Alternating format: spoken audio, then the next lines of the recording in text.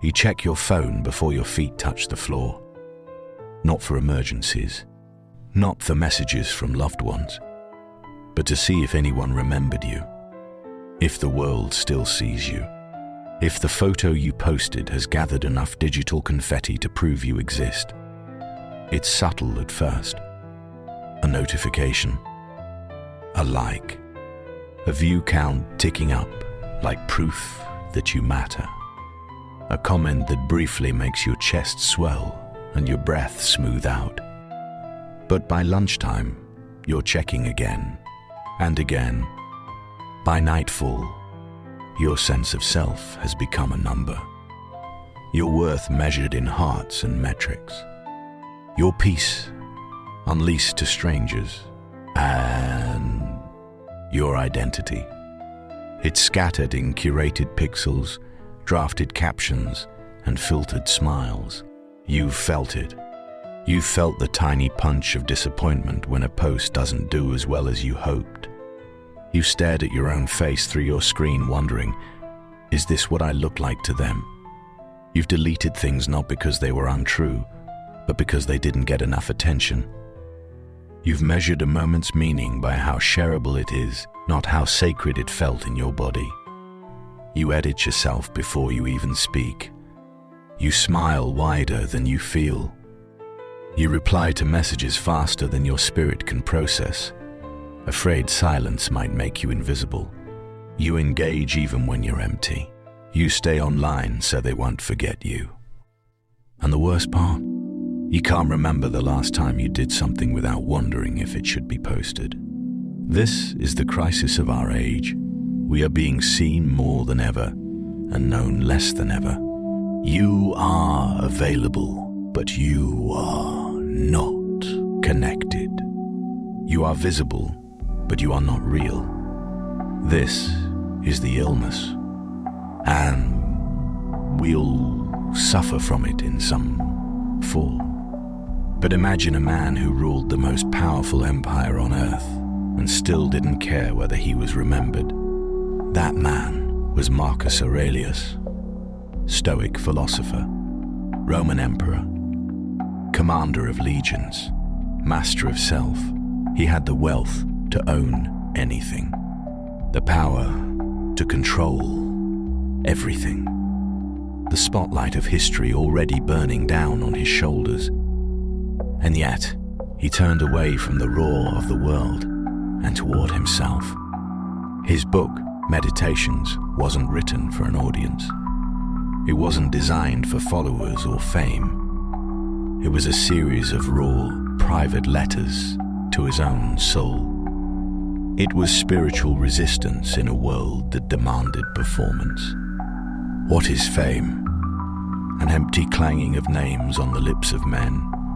Meditations 9.30. He knew even emperors turn to dust. He knew that the approval of the masses is fleeting, a breeze over water. He knew that self-worth should never be outsourced. To be like the rock that the waves keep crashing over. It stands, unmoved. Meditations 4:49 now, you might say. But of course he didn't care. He had everything. But the truth is more brutal than that. Marcus had more reasons to obsess over image than you do. His face was on coins. His decisions shaped nations. He lived under the eyes of millions, and yet he resisted. He understood that attention is addictive, that applause is a drug with no dosage instructions, that fame is a trap disguised as a throne. Do not waste what remains of your life in speculating about your neighbors, unless with a view to some mutual benefit. Meditations 3.4, but isn't that what we do?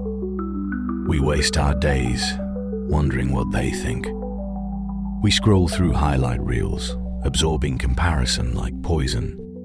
We measure our beauty by their standards, our relevance by their responses.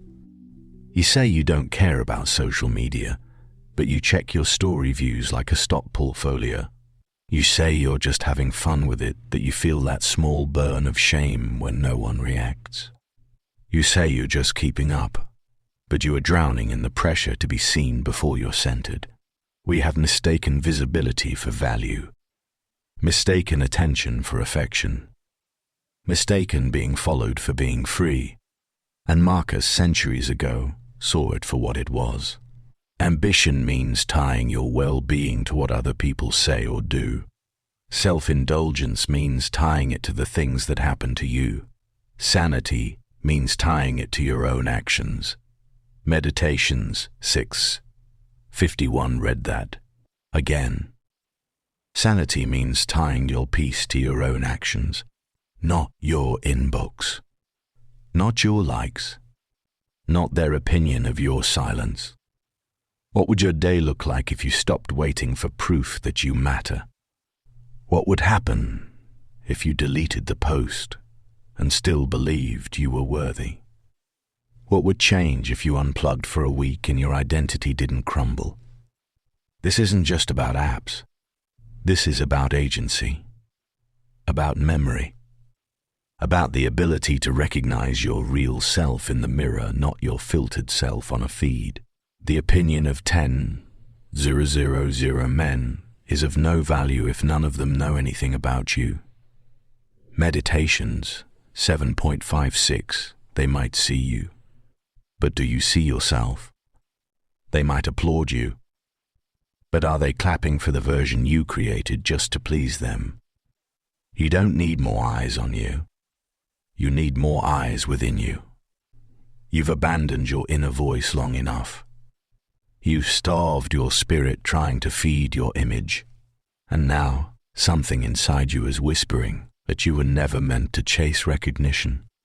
You were meant to return to yourself. You post something honest, something small, real, unfiltered, and for a moment, it feels good. But then the waiting begins.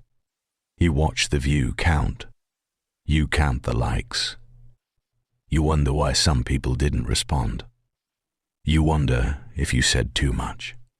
Or not enough. You wonder if you should delete it, or repost it, or reword it. What started as expression becomes evaluation. You begin to edit the memory of your own truth based on how others respond to it. You don't just want to be seen. You want to be received perfectly. And that is where the trap tightens. This is the tyranny of applause. A tyranny you weren't forced into, but one you slowly chose. Every time you reshaped your words for approval. Every time you posted for engagement instead of alignment. Every time you gave the best of yourself to people who don't even know you. You perform instead of connect. You present instead of feel. You curate your vulnerability for algorithmic reward.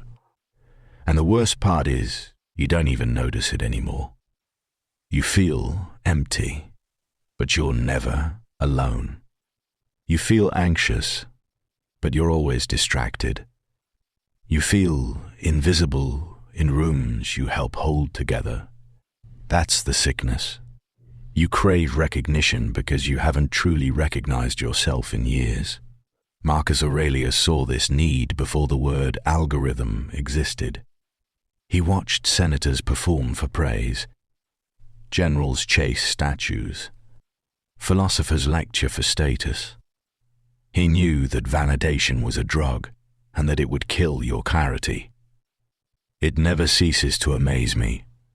We all love ourselves more than other people, but care more about their opinion than our own. Meditations 12:4. Let that sit for a moment. You love yourself, but you betray yourself. You claim independence, but you live in constant mental negotiation. You say you're sovereign, but you check your story views like a prisoner checks their sentence. Why? Because applause feels like proof, and silence feels like abandonment. You've trained your nervous system to associate quiet with failure, and that's exactly where you gave up your power. If you are distressed by anything external, The pain is not due to the thing itself, but to your estimate of it, and this you have the power to revoke at any moment. Meditations 8:47 *. You think there. Silence means rejection. You think a low-performing post means you said the wrong thing. You think being unseen means being unworthy. But none of that is real. It's your perception, not the world, that's suffocating you. And still, you keep chasing it. You sacrifice rest to reply to people who wouldn't notice your absence.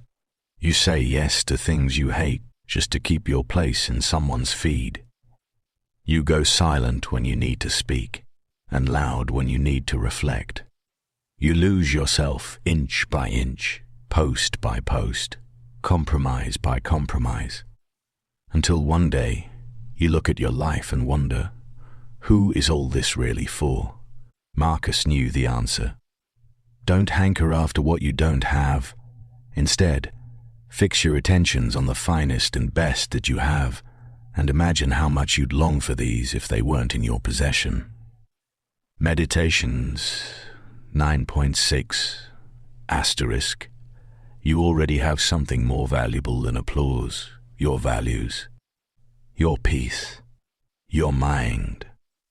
And yet, you trade them daily for a flicker of temporary relevance. The price is steep. You become predictable. You become emotionally dependent. You become a puppet, your strings pulled by reactions, your soul trained to flinch at disapproval. It's time to cut the strings.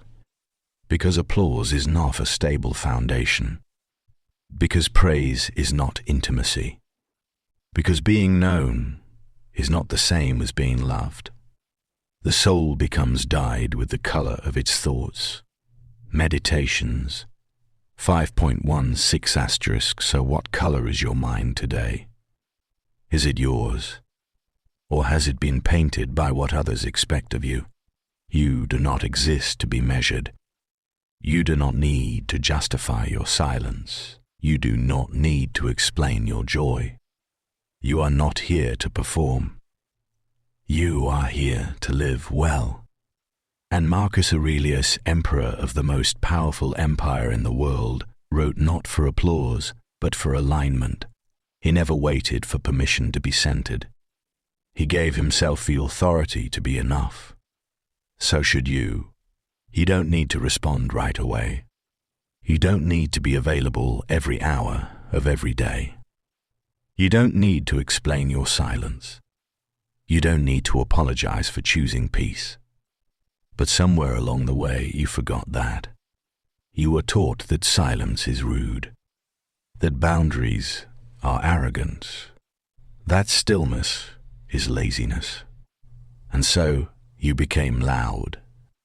Loud with your time, loud with your energy, loud with your presence.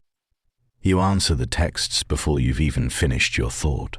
You scroll when your soul needs stillness.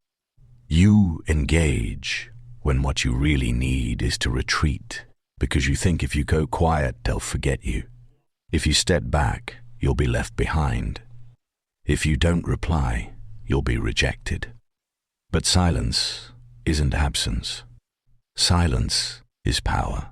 And Marcus Aurelius knew that better than anyone. Nowhere you can go is more peaceful, more free of interruptions than your own soul. Meditations 4.3 * read it again. Your own soul, not your feed, not your group chat, not your inbox. You keep outsourcing your worth to noise. You keep outsourcing your stability to situations you don't control. You keep outsourcing your energy to people who are addicted to taking. And it's making you sick. Your nervous system is on high alert. Your mind races from one notification to the next. You can't hear your intuition over the buzz of validation seeking. You don't need to do more. You need to do less of what breaks you. Waste no more time arguing what a good man should be. Be one. Meditations 10.16 *. You waste time wondering if you're coming off as cold.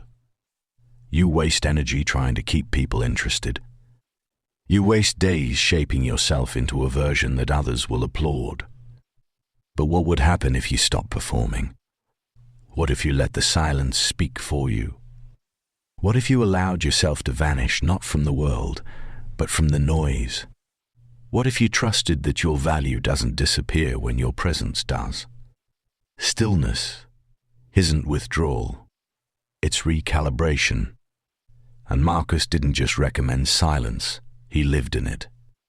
Every night he returned to himself in writing. While wars raged and politics boiled, he wrote not for posterity, but for purity. He understood something you've been trained to forget, that clarity comes after quiet. That wisdom grows where the noise has been cleared. That real sovereignty begins when the world no longer dictates your next move. Look within. Within is the fountain of good, and it will ever bubble up, if thou wilt ever dig. Meditations 7.5, 9*. But you have to make the space to dig. You have to let the world talk without responding. You have to watch the messages come in and trust that they can wait. You have to break the habit of immediate reaction. Because urgency is how they control you, but stillness is how you reclaim yourself. So, practice being unavailable. Practice not explaining.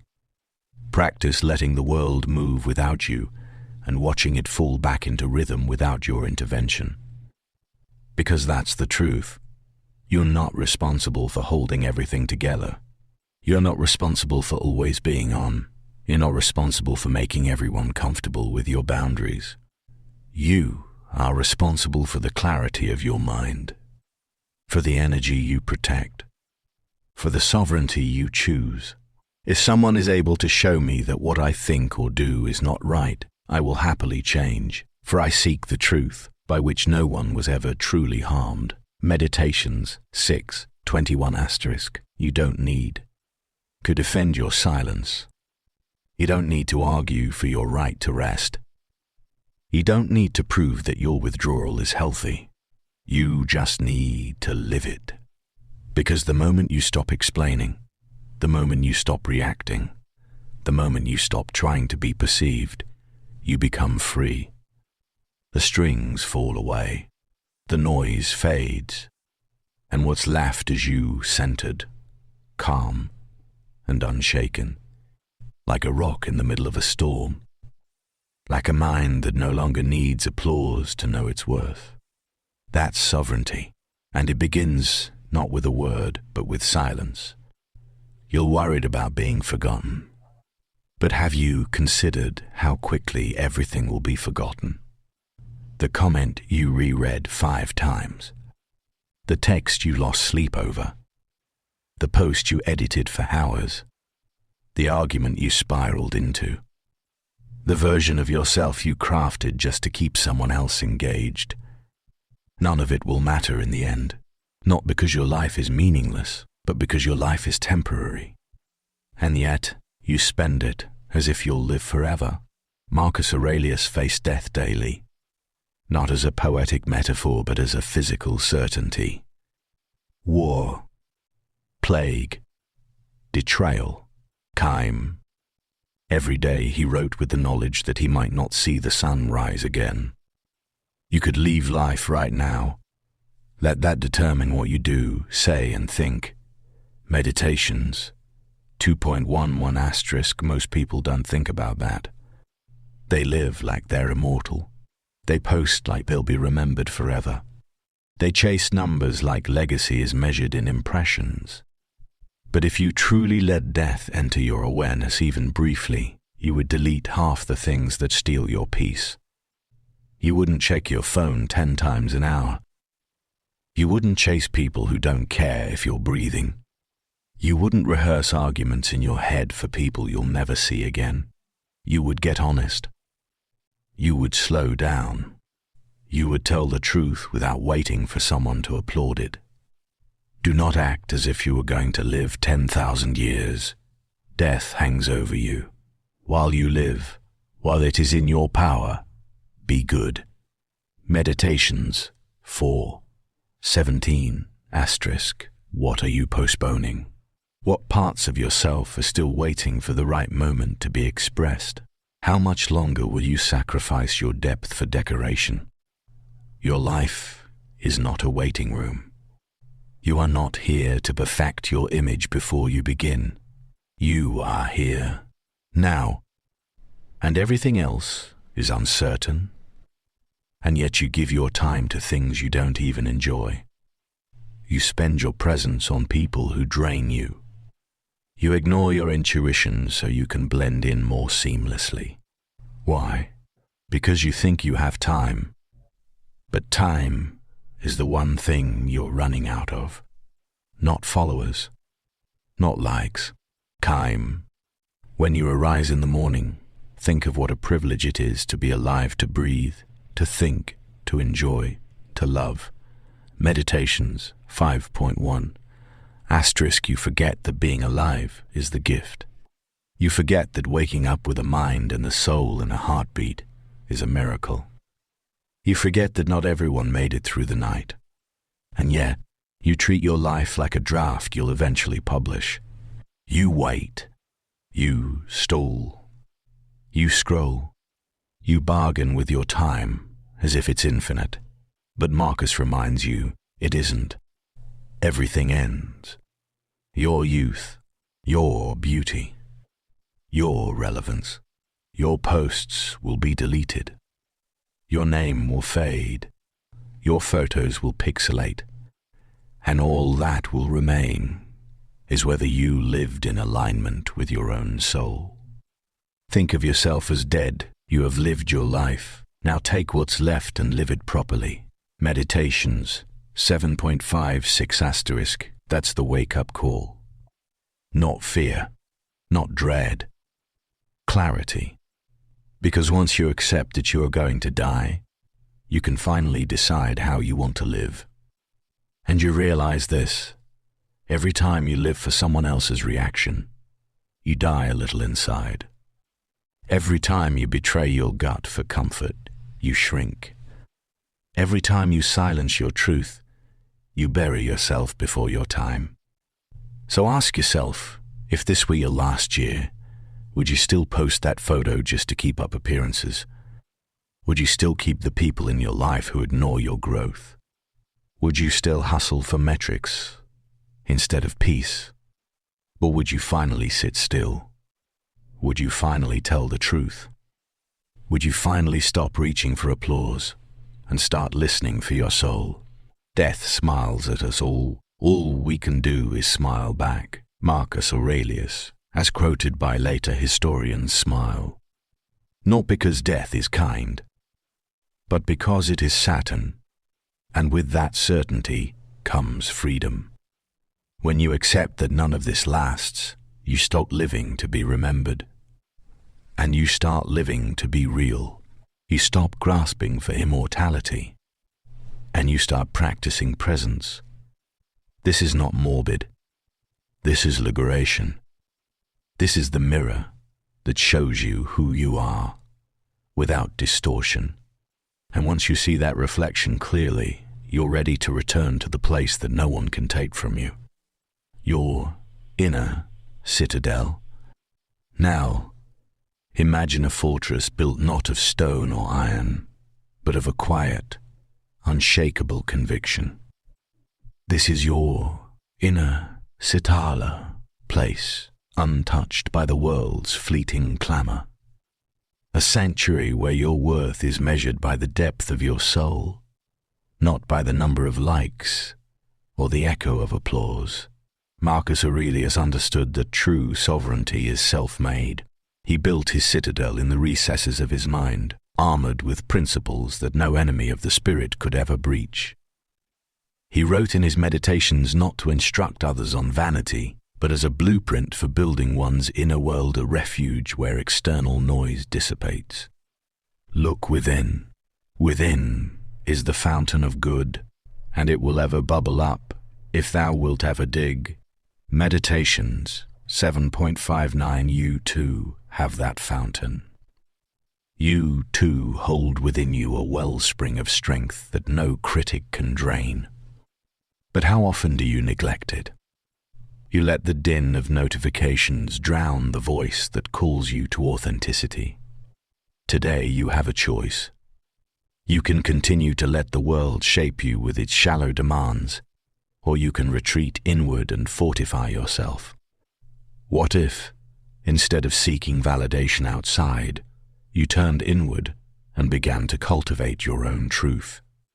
What if you reclaimed the moments lost to endless scrolling and refocused on the stillness that resides inside you?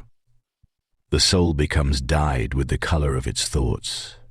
Meditations 5:16. Every time you let someone else's opinion determine your self-worth, you allow your soul to be colored by their expectations.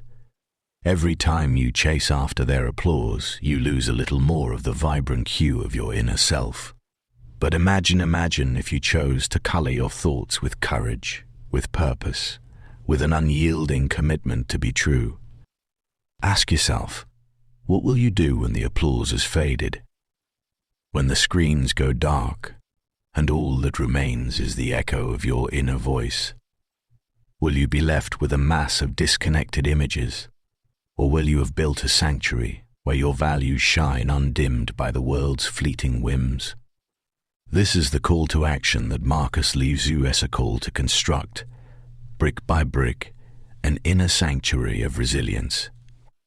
A call to stop letting the ephemeral external dictate the permanent internal.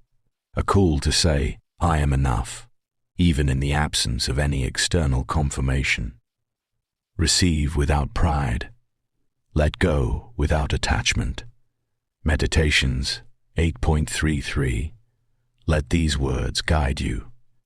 Receive your experiences without letting them define you. Let go of the need for external affirmation.